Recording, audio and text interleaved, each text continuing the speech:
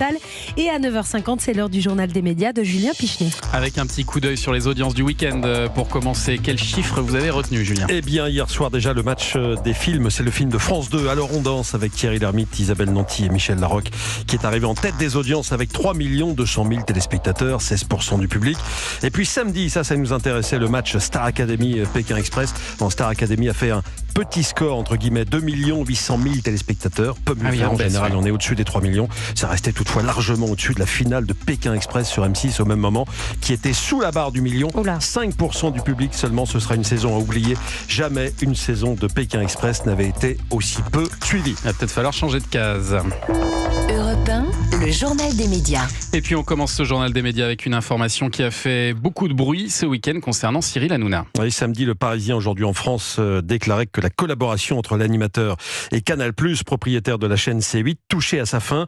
Le journal avançait même que l'émission TPMP pourrait s'arrêter dès le 20 décembre, soit 2 mois avant la date à laquelle C8 est censé fermer. Cette information a été démentie par le directeur général de Canal+, Gérald Brice-Viret, qui assure que TPMP ira jusqu'au bout, c'est-à-dire donc jusqu'à fin février. Tous les efforts sont déployés, dit-il, pour envisager des alternatives permettant de préserver la présence de Cyril Hanouna sur nos antennes. Nous sommes en ligne avec le directeur général de C8, Franck Apieto. Bonjour Franck, vous nous confirmez que Cyril Hanouna est assuré que son émission ira au minimum jusqu'à la fermeture de C8, donc fin février. Tout à fait.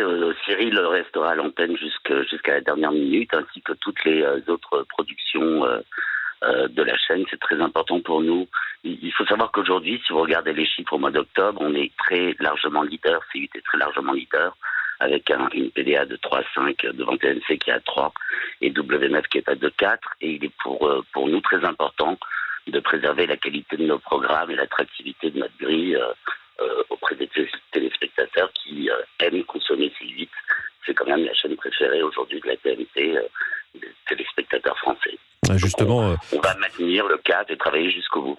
Justement, Franck Apieto, vous le dites, les audiences sont très fortes. Beaucoup se posent la question de savoir quel sera l'avenir de Cyril Hanouna et de cette émission Touche pas à mon poste au sein du groupe Canal+. Est-ce qu'il est envisageable que cette émission aille sur une autre chaîne du groupe, par exemple ? Alors écoutez, on en parle beaucoup, évidemment, c'est une préoccupation quotidienne. Cyril est à la tête d'un talk qui est leader en France. Forcément, il est très attractif, je pense, pour tous les autres groupes audiovisuels aussi. Nous, on a envie de le garder. Vous savez, on a un esprit de famille extrêmement fort à Canal et sur C8.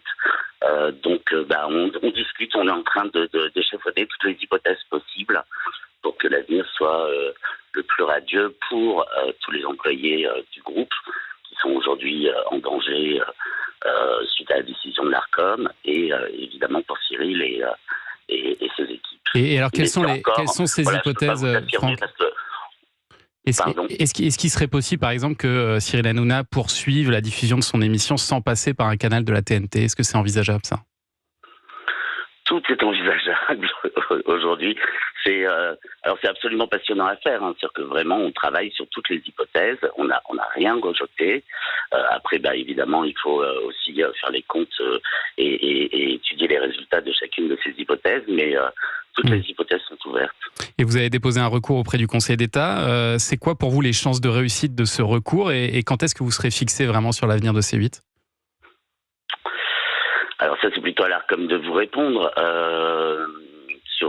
pour les dates, le calendrier exact. Non, écoutez, oui, on a fait un recours. Alors moi, j'ai envie d'être optimiste, donc j'espère que le Conseil d'État va tenir compte des excellents arguments. C'est-à-dire que vous savez, il y a plusieurs critères. Il y a le critère de l'audience et les chiffres parlent d'eux-mêmes. Il y a le critère de la proposition éditoriale, la diversité des programmes. Et C8 est forcément leader. Vous savez, on a une convention qui nous contraint à 7h10 par jour. Inédit, c'est donc jamais diffusé ailleurs. Donc on est la seule chaîne à produire 4 quotidiennes par jour. On a des magazines culturels, des magazines sur le monde associatif, des magazines sur le bien-être. Il n'y a pas une chaîne, je ne critique pas le travail des autres, loin de là, mais il n'y a pas une chaîne qui ait une telle diversité éditoriale. On est la chaîne, le meilleur élève en termes de présence féminine sur l'antenne, c'est 47% de femmes sur l'antenne de C8 aujourd'hui, des femmes qui sont productrices, rédactrices en chef, animatrices de leurs émissions. Donc je pense qu'on est d'une modernité et on remplit un très grand nombre de critères précieux, je pense, auprès du Conseil d'État.